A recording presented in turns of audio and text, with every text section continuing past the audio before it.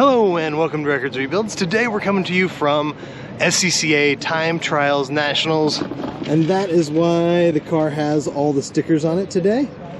And this is, I think, The coolest event of the automotive year for me. And that is because it's just a bunch of really fun amateur guys out here. All these cars, all these garages. And everybody is just out here about having fun. It's time trials, so it's whoever can put down the fastest time while we're all out on the track together, but everybody's courteous. If somebody behind you is faster, you give them a point by and they can pass you. And you're not like racing wheel to wheel against each other, but you're seeing who can put down the fastest lap in the time that you're out there. And it is so much fun, and this is the very best place to do it. So I'm gonna try to kind of document my experience this weekend and tell you guys all about it. And it is right next to the Corvette Factory Museum, so we'll try and get a little bit of information from the museum, and maybe a little bit of a video showing sort of how backed up the lot outside the plant is right now. So stick around, I think you'll enjoy it. Okay, so I know nobody really cares how I did at Time Trials Nationals, but I want to walk you guys through this step by step so you can see how fun it is and whether or not it might be something that you'd be interested in participating in. So these are the results of practice, and I did terrible. You can see I did a 222.973 there, and that's really bad considering I've already run a 220 in this car at this track previously. But I got to town late, so I was only able to participate in one of the three practice sessions. I missed out on the other two. And I'm pretty rusty. I haven't run NCM Motorsports Park for 3 years. So yeah, it was not good, but lots of room to improve. So let's see what happens.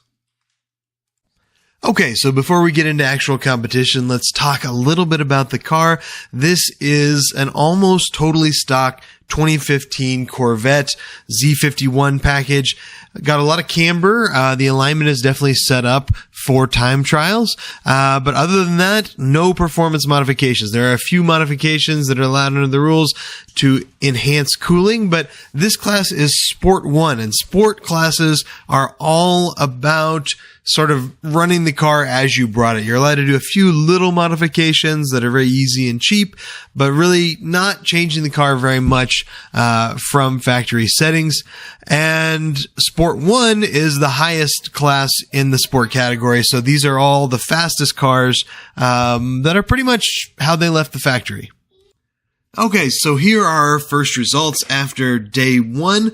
I'm in 6th place down there, so you can see I'm probably not going to have a shot at the podium. However, I'm really happy because I put down a 220.181, and that is basically equivalent to the fastest time I've ever run at NCM.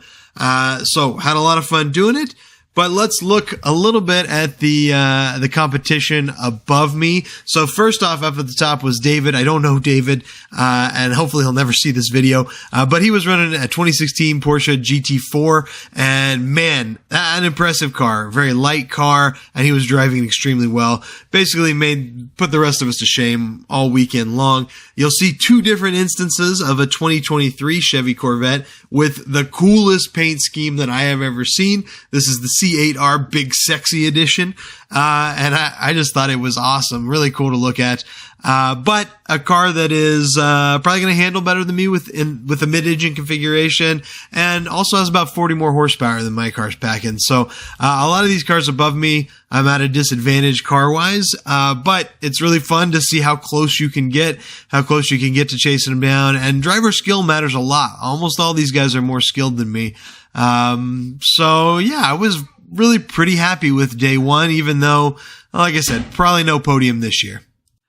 SCCA provided complimentary on-track photography where they lined us all up, anybody who wanted to, and you could get your picture taken on track like this. I like this photo because it completely encapsulates how lame I am.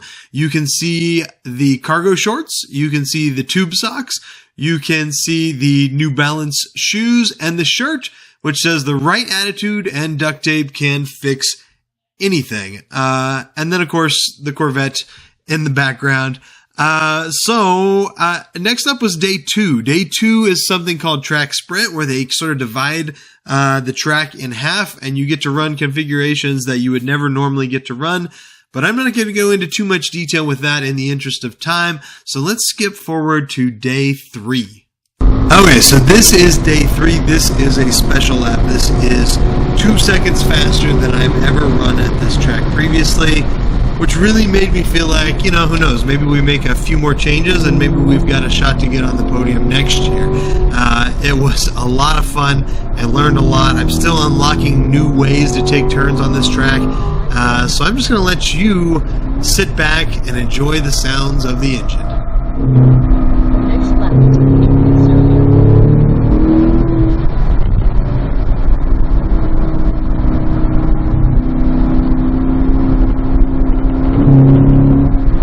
Nice work.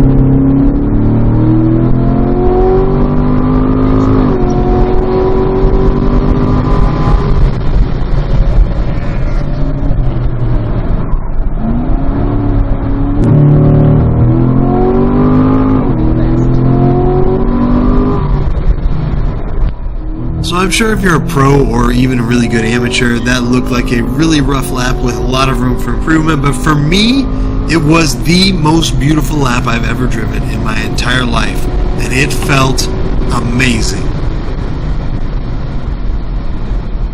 So that was my weekend in a nutshell. I had an absolute blast. If you've ever thought about doing time trials, I highly recommend SCCA's Time Trials Nationals.